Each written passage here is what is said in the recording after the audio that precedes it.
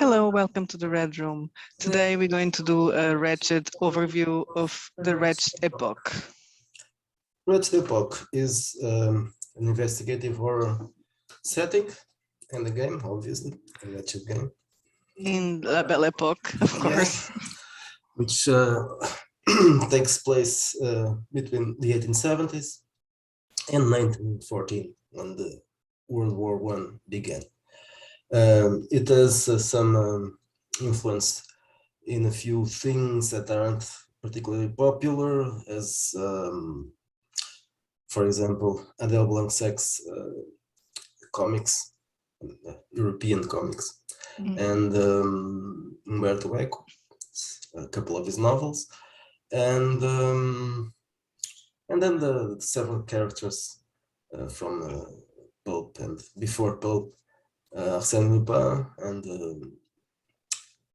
several detectives. Edgar Allan Poe, Dupin. Auguste Dupin, and well, Sherlock Holmes. It's not his place. This is supposed to be in Paris, and well, it's also Lovecraftian, a bit Lovecraftian, and well, there are a few other. Yeah, there's quite something for the time period, but mostly are in England. Yeah, there's also another source of influence, which is the real world, because there are lots of things from the real world. Several stories and events that are mentioned. For example, not stories or events in this case, but organizations, secret societies and cults that were real, and things that happened at that time that were important. For example, the Paris International Exhibition. Several happened at the time, and well, political issues like l'affaire Dreyfus and well, a lot of things. I think you can show it while we show the book. Okay, let's share the screen then.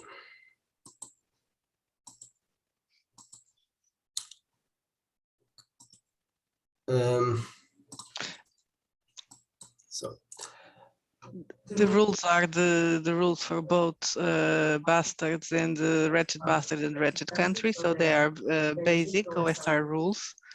You did some alterations, right, for Epoch?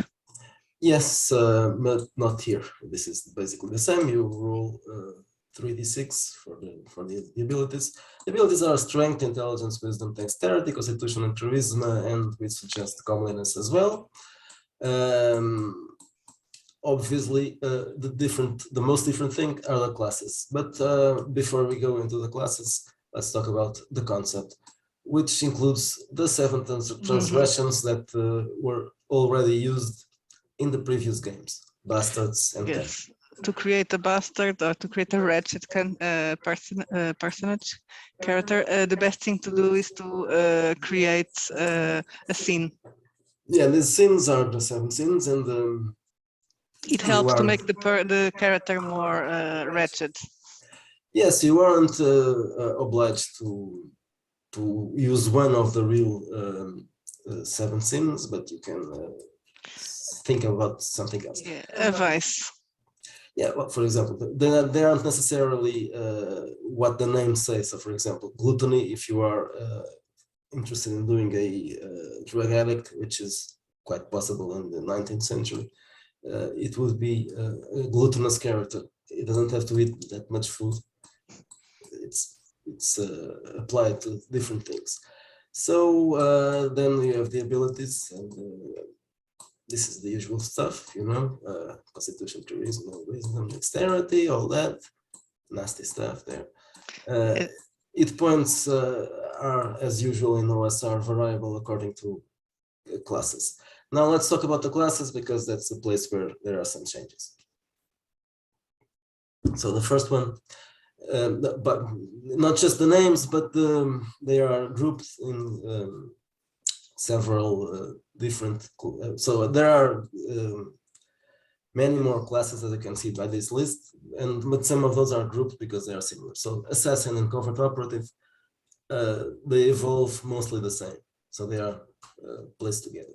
Celebrity and cocotte. So cocotte is a high class prostitute, or not necessarily that, but something like that. Courtesan. Yeah, courtesan. Yeah, that's the word I was thinking about. So common citizen, as in the other games, is a NPC. It's the character who has no class. Then there's conjurer, which is an optional class. Consulting detective, which obviously doesn't exist in Bastards nor in Country, because you aren't expected to.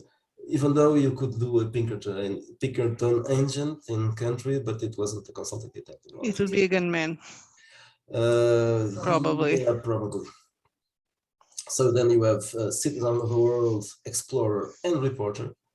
They have in common that they are characters who are constantly traveling and looking for information. So then you have Criminal, Daredevil, and Phantom, and Gambler. Phantom is a cat burglar, basically, a special kind of. So a guy like Arsène Lupin, probably. Daredevil is a Daredevil, obviously. So then you have Man at Arms. Man at Arms is the fighter, right? Which could also be an officer of the law. So if you are playing a mercenary or a soldier, is a Man at Arms. If you are playing a cop, is an officer of the law. Then you have a scholar, a dilettante, or an occultist. So these are high-class characters. They have things in common. I mean, the occultist doesn't have to be, but I was thinking about guys like Aleister Crowley and people like that. So they are important people as well. So they are scholars and high-class characters. And then Shaman, which is also optional. This is basically the same as in Country. I use it because, well, the two games are supposed to be interchangeable. You can play them. So if you are playing a Country game, but you want to move your characters to Europe, then you can move it to this game. So that there are some similarities, and you can. So this game has a few additions to the rules. So, for example, it has more classes, and then okay, let's talk about this a little bit more. So each class has prime requisite, which is the most important ability, which also changes the way you gain experience. So you get more experience if you have the attribute higher. So there are all requirements as usual. And then you have some description here of the different subclasses at the time. So there's some examples of people. This lady here was a real world spy. So the spy here isn't like James Bond. They are usually aristocrats, female aristocrats also. So examples, descriptions, and this is, besides that, there's nothing much going on. Oh, here. there's the Mesmerist also. Yeah, Mesmerist is this one isn't an optional character because the Mesmerist isn't a magician, he's a psychic. But I changed a little bit because in this game, the Mesmerist has a kind of a power. So, but it's a paranormal power, not a supernatural power, which is called animal magnetism, which was another name from mesmerism. So it doesn't just put people under hypnosis. He does that, obviously, but then he can use the trance to cure the person, to cure psychological or physically, so physical healing and psychological healing. He can also force thoughts, so that's change minds. And basically this is it, but it's not a very powerful class. It's not magic, it's just paranormal. Then you have, well, Shaman is a magic, and in conjurer, if you decide to have it, is also a magician.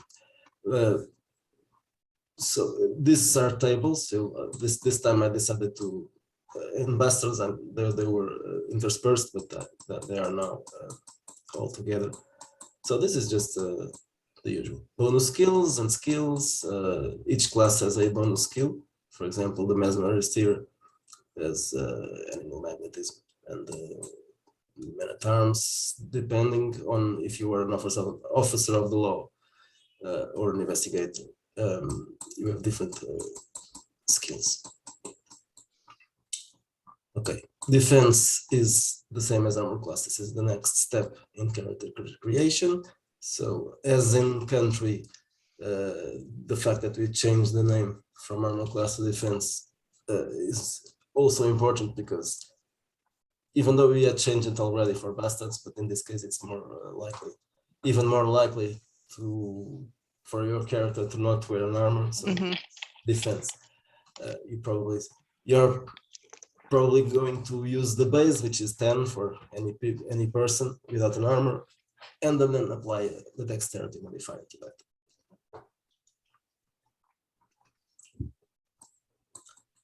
Okay, so this is not important here, it's usual stuff. Then skills. This game has skills. How do you do that? So you have a D20, which is rolled, and to which you're going to add the level and the level of skill, and subtract or add the bonus or penalty from the ability. And then you have a target number, which is the difficulty class. Could be simple through very difficult. So from 10 to 25. That's how you do a skill roll. There are some additional rules here as cooperation. If several people are trying to do the same thing, opposed rolls when you are opposing, not collaborating. And then a list of skills, which aren't that many, but I don't think that's important to talk about this now. Just a list of skills. Now you're going to experience. This is again relevant to mention, because awarding experience points in Wretched games is a little bit different than in other OSR games. There are a few things that they are similar. So for example, killing things, there's a table here for that. You gain experience points for the dice level, the dice number or level for the creatures or the characters you murder. This is the usual. But then stealing and seducing and being selfish. So you have 10 ways of gaining experience points. They aren't all here, so you have other things you can imagine to add here. So, but it's basically a few pointers to give to award experience points for things that are wretched. And then, so that your characters can't go crazy, or trying not to stop them from going crazy, you have the wanted level. This means that there are several levels that aren't necessarily attached to character levels. They are attached to the way your characters are behaving. So if they are raising chaos everywhere, you start at level 1. This is a clean slate, and you stop. Well, it depends. It depends on how you're going to address things. But then every level, your character has his life more. Your characters in general have their lives more difficult, because you can get to the point that they just need to do another character, because they are wanted by everybody. Yeah, so it starts at local and then goes global. So if you are wanted everywhere, forget about that. Just do another character. Then combat is basically the same thing as in other games. You have surprise, you have initiative, you have reaction, and you have usual ways of dealing damage and solving morale. That's how characters resist or not to combat and the stress of combat. And then there's the damage and dealing damage and all that. And again, as in country, we have a chapter for STDs, because, well, there wasn't yet a treatment for so sexually transmitted diseases. Well, there were treatments, but the treatments killed you before the disease. So yes, I think penicillin hadn't been invented yet. It might be invented during the time, but yes, but not in the beginning. Not in the beginning. So at the beginning is exactly the same thing as in Wretched Country. You'd probably be injected or rubbed with mercury compounds, and you would die. So nice things. So there are now some descriptions for combat Actions. Yeah, actions, special actions like parry and aim shots and wrestling and all that. There are not, again, the rules for duels, but this time you have pistol duels and sword duels. What are these? Well, this is a simple way to simpler and cinematic way to deal with combat. If you are dealing with a real duel in this case, because it's probably going to happen, people are going to get into duels. So you just roll a dice, in this case a d6, and you add, depending on what you are dueling, you add dexterity or quick draw or melee. And then insanity. Insanity here isn't just for dealing with magic as in Bastards. Insanity here is also meant to deal with what happens when you get into supernatural encounters, or maybe even if you see something paranormal, strange events, strange creatures. Or something shocking. Or something shocking like seeing a corpse, for example, is one of the options here, shocking events. So I introduced this in Bastards. So because magic is a maddening thing, so you had to check for it every time you cast a spell. In this case, it's not just for that. It also exists if you are using magic, but if you are fighting monsters or cryptids or some other creature, or even if you are just encountering serial killers and not the serial killers themselves, crazy experiences and crazy experiences, yes, you may go crazy as well. So this first you have a fear effect, and if you totally screw up on the fear effect, you may gain a derangement. Or an addiction, because it's also possible that you get an addiction to drugs or alcohol instead of getting, for example, anxiety disorder, which was called neurasthenia at the time. So there's a list of things here: catatonia, which strangely was dementia. Why not? And all these things. Sadomasochism is an option. So nice. Okay, magic is an optional rule, obviously. But only conjure magic, right? In this case, no spells. In this case, there are no spells. The price of magic is basically the same, also as in Country and Wretched Bastards. But there's another complication, which is the characters can, if the game master allows, use magic, but then you have to do a ritual. The rituals aren't described in great detail, but it's basically, you will do it as Aleister Crowley did. There's those tools of magic and the temple of magic, and you have a consecrated place. And, well, you know, that kind of thing that was fashionable at the time. So then the spells aren't. I mean, there aren't spells, there are rituals, but the rituals. The spells are rituals in this case. Yeah, the spells are rituals, and the rituals are kind of the same thing as the spells in Bastards, but not exactly. So they aren't all here. Some of the spells can't be translated into rituals and make no sense. Things that are too immediate, you wouldn't spend an hour doing a ritual just for an immediate effect.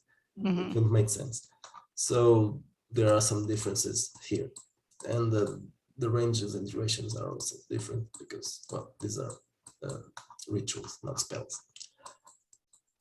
The shaman is also a conjurer, something, but not a spellcaster. So it's also rituals, different rituals, obviously.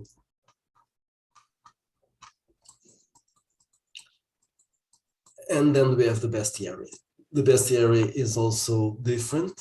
Obviously, there are no orcs here. There are things like crawlers out of space and aquatic dinosaurs.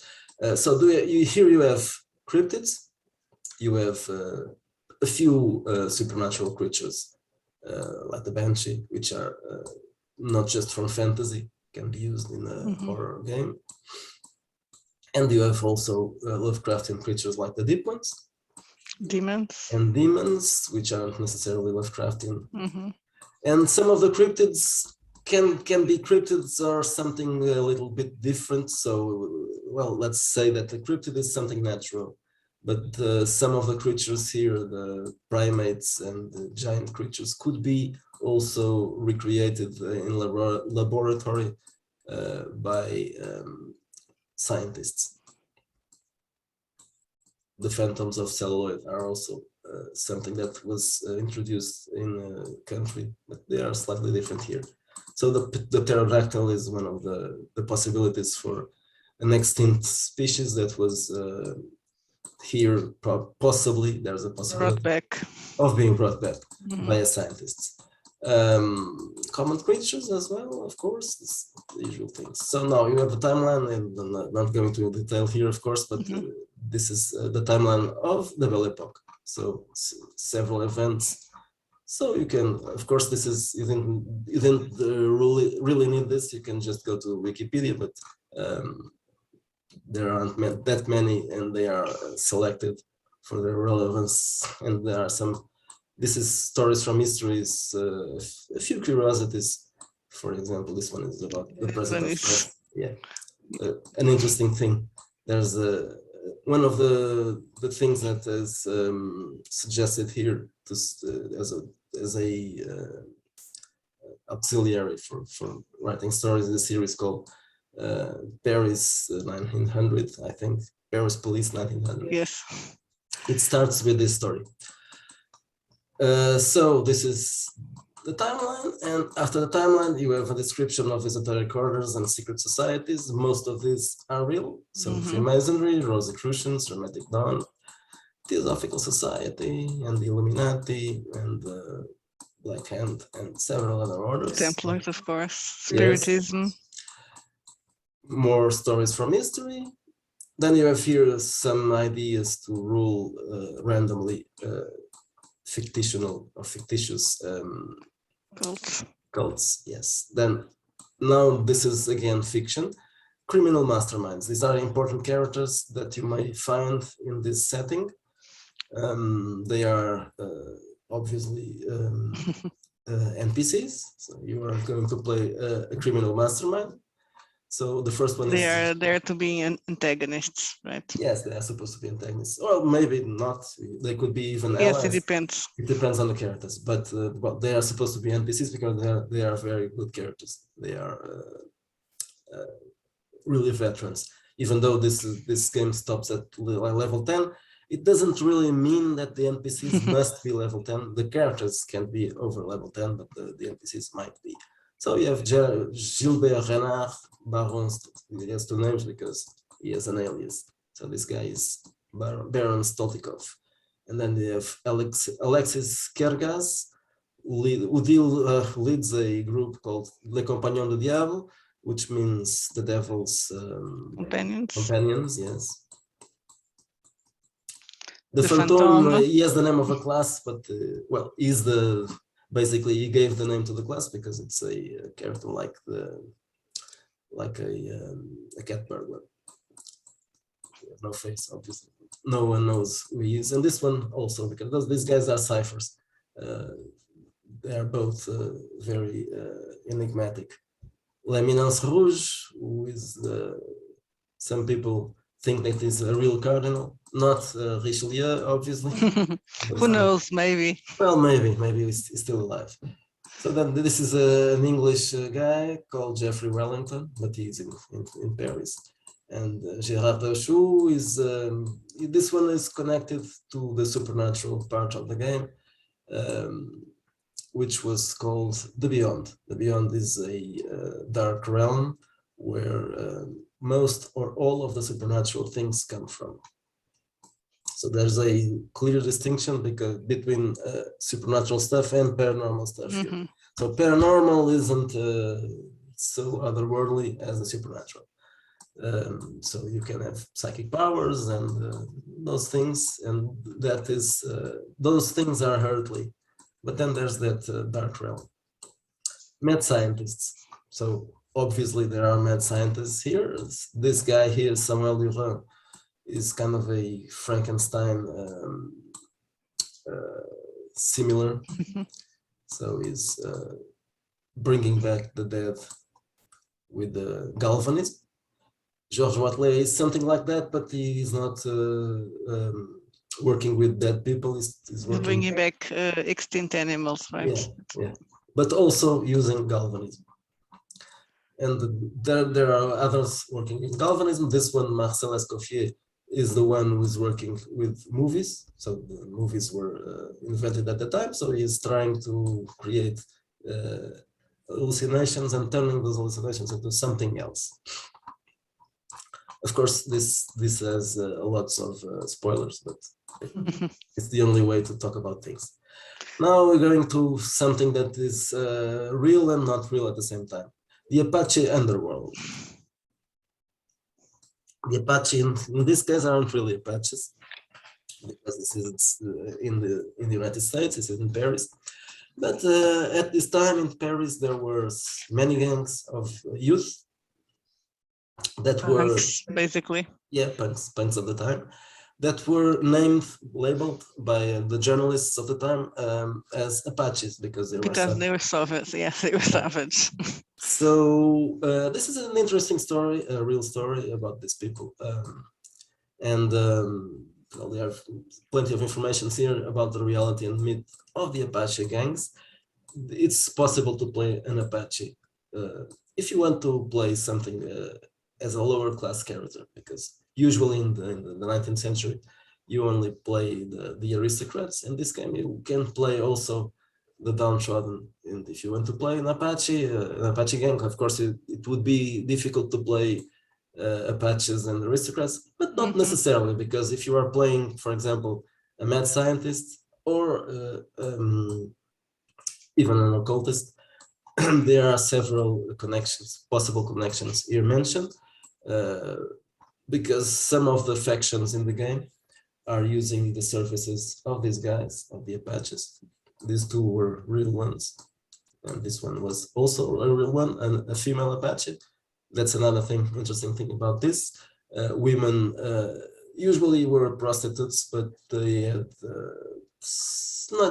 they weren't always prostitutes. They were also thieves. Yeah, they were helping their boyfriends. You can play a woman and not be a cocotte or a aristocrat. The dilettante aristocrat. So there's a description of gangs here. So Les Ghouls have a connection to the vampires of Paris. There are vampires, obviously. No, it's not the ghouls, it's Les Saint-Sug. The ghouls are with the doctor. Yeah. That's a fact. Because they're ghouls. Yeah, the name made me wrong. So the ghouls are the ones who get the corpses and sell the corpses to the doctors, including the doctors, the real doctors who are doing experiments as they did in real life, but also the Frankensteins. Yeah. Les Apaches de Bellevilles were a real gang. So here are the vampire. Les Saint-Suc. Les Saint-Suc de Rue Saint-Denis. Les Gardes de Charonne. La Loupe de Doute. These are all. These last ones are common gangs. Now, mesmerism. There aren't many pages about this, not just one. This is just basically a description, because the power is not mentioned here. I'm calling it power, but it's not a real power. But the skill is mentioned elsewhere, not here. Then law and order is an important thing, because criminology was developed at this time. So and there was and in Paris. Yeah, and in Paris. So there are many stories about this time, and what we mentioned before, the affair Dreyfus was also something important happening at the time. So people talk a lot about Scotland Yard, but it was the Paris police that served as a model for Scotland Yard. Yeah, as you can see here, these are crime scene pictures, real ones, and the ones below, these are, what's it called? Mugshots. Mugshots, yeah. They invented the mugshot. So these are probably one of the first mugshots ever. Okay, so they have information here about several things that happened, including the birth of consulting detectives and some real people and some not real people. This Annabella Flam is a reporter, a criminal investigation reporter. And then we go into the otherworldly, both the paranormal and the supernatural. So you have another faction here, l'Institut Scientifique pour l'étude des phénomènes occultes. So Scientific Institute for the Study of Occult Parapsychology. yeah. Oh, yeah. Occult phenomenon. So these guys are investigating both the paranormal and supernatural. They are academics from Sorbonne. Then there are people working with extinct creatures. These are the weird scientists before mentioned. And okay. And then the supernatural. Supernatural has several things that are mentioned here, but the most important are the vampire of Paris. These are vampires. It's not a big description. This is not a game about vampires. That's another thing. Not this one. So you have just 2 pages about that. And then the beyond, which we already mentioned, it's that dark realm where scary things come from. Yeah, weird things, and you have some. I'm not going to describe this because, well, if you are interested, you read it here. So there are several options here to travel to the beyond and going back and establishing pacts and bargains with the entities on the other side. And then other stuff. Now we're going into Paris. So this is again real life, not fiction. Yes. So first of all, you have a guide to the City of Light. There's some information about the time, what happened. So the before and after. As you may know, this is after a war with Austria, and there was also other problems in the country itself. The Commune in Paris. It destroyed a lot of things. So in this case, it destroyed even more than in real life. But then there was a reconstruction. So a lot of the city was reconstructed. And you have a description here of things you find there. So restaurants and artistic pursuits, transportation, how you were traveling. So this is the metropolitan stations still look like this, which is amazing. And then yeah, you were saying something? No, I was gonna say that. Yeah, then the guides. Yeah. So Les Arrondissements, these are the neighborhoods there. So this is just description, nothing game related, just information. Setting basically, right? Yeah, he wants to help to build the setting. Yes, to give some more life to it. Even though you might find something here to create story plots, story hooks, but it's not fictional stuff. It's just real stuff from the time. Then the nightlife, which is important because it's supposed to be a time of I don't know how to call it, very leisurely. Yes. Okay, so this is lively, maybe. Yeah. So these are important because they were kind of yeah, the cabarets. Cabarets of the beyond. Even though the beyond here has nothing to do with the beyond we're using, because they were called. Yeah, it was a coincidence. Yeah, just a coincidence. They were really the cabarets of the beyond. So there are several cabarets at the time that were very famous, Maxime, Folie Bergère, and obviously Le Moulin Rouge, Olympia. So this is a wages and prices thing, because you might want to know how you pay a mason or a carpenter or a digger or a plumber, and how much stuff costs in dollars and in francs. I mixed here some of the prices that were used in the country, Wretched country, because it's the same time, more or less. So this is a list of gear and guns. Of course, you have guns too, and And then you have an appendix like in the other two, where you can use a random encounter table using the tarot. These are basically small plot hooks. This game hasn't as many plot hooks as the others, as the previous one, which was Wretched Country, because this is more like a game setting, just a game setting. There's no adventure here, so it's you just have a setting, and then you'll have to design. Of course, there are planned things to be done after. This is a small list of slang words. And this is a map. It's a real map, of course. A real map. You can enlarge it a bit, and it's kind of readable. And the character sheet here, as usual, it's a simple one, as we have done for the others. You have no space, not much space. You have the abilities here and skills, and well, that's it. Nothing more.